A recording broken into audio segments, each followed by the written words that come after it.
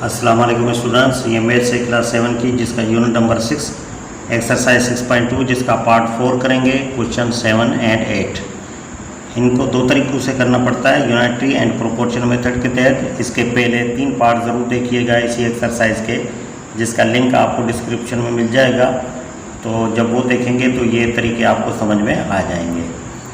तो आइए करते हैं। क्वेश्चन नंबर 7 है, if 4 workers complete A job in 8 hours. कह रहे हैं 4 काम करने वाले हैं, मजदूर हैं जो कोई काम कर रहे हैं 8 आवर्स में, 8 घंटे में कंप्लीट कर रहे हैं। तो find the time in hours to complete the same job. कह रहे हैं वही काम है जो कंप्लीट उनको करना है कितने घंटों में, जबकि 6 वर्कर्स यानी 6 काम करने वाले हैं। तो यूनिटरी मेथड में पहले एक मालूम किया जाता है, उसके बाद जो तादाद होती है उसका मालूम करेंगे। यानी पहले 1 घंटे का मालूम कर लेंगे और उसके बाद 8 घंटों का मालूम करेंगे। तो 4 वर्कर्स हैं, 4 वर्कर्स काम कंप्लीट कर रहे हैं कितने घंटों में, 8 आवर्स में। 8 आवर्स में काम कंप्लीट कर रहे हैं। तो अगर एक वर्कर वो काम करना चाहे तो वो कितने घंटे लगाएगा काम को। तो लाजमी है 4 वर्कर 8 घंटे उसी काम को लगा रहे हैं, तो जब एक वर्कर वही काम करेगा तो ज़्यादा घंटे लगाएगा। तो मैंने कहा था जब ज़्यादा लगाए तो फिर मल्टीप्लाई करना होता है। तो 8 को हम मल्टीप्लाई कर देंगे 4 के साथ। तो ये कितना हो जाएगा, ये हो जाएगा 32 आवर्स चाहिए एक वर्कर को काम करने के लिए। तो यहाँ कह रहा है कि अगर 6 वर्कर काम करें, 6 वर्कर्स काम करें तो ये अब तक काबिल इजाज़ा 1 से होगा। तो अगर 6 वर्कर वही काम करने के लिए आ जाएं तो उन्हें कम टाइम लगेगा। तो कम टाइम लगेगा तो हम क्या करते हैं, डिवाइड करते हैं। तो ये 32 को डिवाइड कर लेंगे 6 के साथ। तो देखें यहाँ डिनोमिनेटर को सेम रखें और 6 की टेबल 32 पे 5 मरतबा जा रही है, बाकी बच रहे हैं 2। अब 2 की टेबल जा रही है यहाँ पे 1 मरतबा, 2 की टेबल जा रही है 3 मरतबा। तो कितना हो जाएगा 5 सही 1/3। तो 6 वर्कर्स के लिए कितने घंटे चाहिए, 5 आवर्स और 1/3 घंटे चाहिए। तो ये हो जाएगा इसका answer.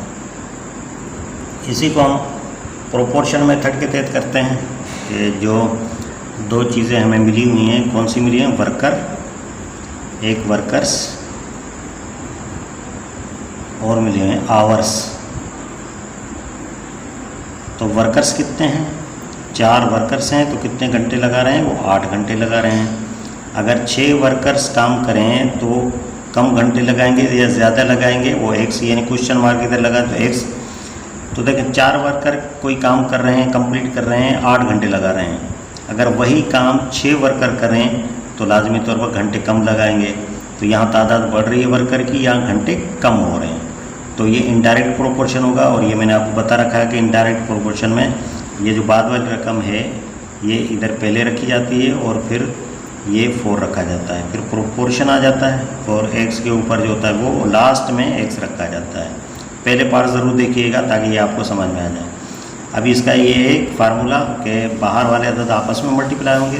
The product of extreme proportion is equal to the product of mean proportion. तो ये 6 को मल्टीप्लाई करेंगे x के साथ और ये इज इक्वल टू 4 मल्टीप्लाई ये हो जाएगा 8।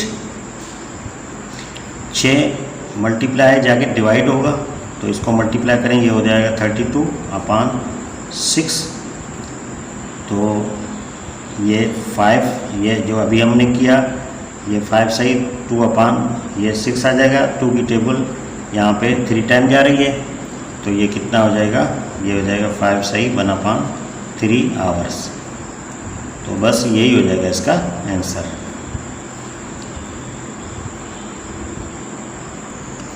ये क्वेश्चन नंबर 8 आपके सामने है। कह रहा है find the cost of 18 kg of potatoes if 6 kg of potatoes cost ₹105। तो सेम उसी को उसी तरह करेंगे, लेकिन इसमें 18 kg पहले दे दिया गया है और बाद में ये थोड़ा मुश्किल में बच्चों को डालने के लिए बाद में ये रकम दी गई है। If 6 kg of potatoes cost rupees 105, तो हम पहले इसी को लेंगे क्योंकि हमने पहले 1 kg की कीमत जो है वो मालूम करनी है। तो 6 kg पटाटोज की कीमत है कितनी, 105 रुपये। तो 1 kg की कीमत कितनी होगी, कम होगी, तो कम में हम क्या करते हैं, डिवाइड करते हैं, तो 105/6 हो जाएगा। तो 18 की कितनी होगी, 18 kg की, तो 18 kg की ज़्यादा होगी, ज़्यादा में हम क्या करते हैं, मल्टीप्लाई करते हैं, तो ये 105/6 और मल्टीप्लाई ये हो जाएगा 18। तो 6 की टेबल 18 पे 3 टाइम जा रही है और 3 को मल्टीप्लाई करेंगे, 105 मल्टीप्लाई ये 3, तो 18 kg की कीमत हो जाएगी, ये 105 को 3 से मल्टीप्लाई करें तो ये हो जाएगा 315 रुपीज़। 18 kg की कीमत कितनी हो जाएगी, 315 रुपये। तो बस यही था यूनिटरी मेथड। अब हम प्रोपोर्शन मेथड करेंगे।